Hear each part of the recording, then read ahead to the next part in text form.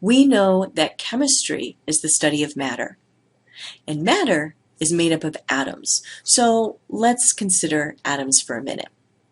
This slide right here has a graphic of an atom, and we can take a look at the subatomic particles that make up atoms: protons, neutrons, and electrons. The nucleus of an atom is always in the center, and it's comprised of protons and neutrons.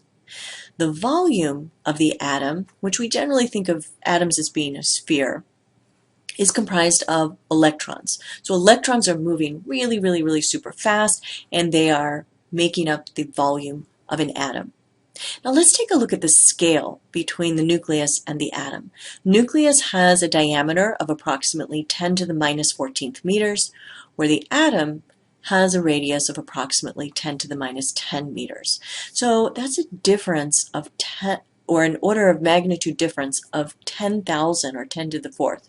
So let's think about this. If a nucleus was about the length of a meter or a yard, the nearest electron would be 10,000 meters away, 10 to the fourth meters away, which is about 6.2 miles. So that gives us a sense of the scale of difference in diameter between the nucleus, which is super teeny, and the atom, which is also very teeny, but really humongous compared to the diameter of the nucleus. All right, now let's think, or let's address some of the important features of these subatomic particles. Two of the subatomic particles have a charge, which is really important to keep in mind. A proton has a charge of +1, and electrons have a charge of -1. Neutrons do not have a charge. They're actually used to hold the protons together. Because like charges repel and the nucleus is so tiny, the protons, which all have charges of +1, should just repel each other and not even form. However, the neutron is sort of like a glue and holds those protons together. Another feature of subatomic particles that we want to be aware of is their mass. And this table that comes from your textbook summarizes the mass and charge of the subatomic particles.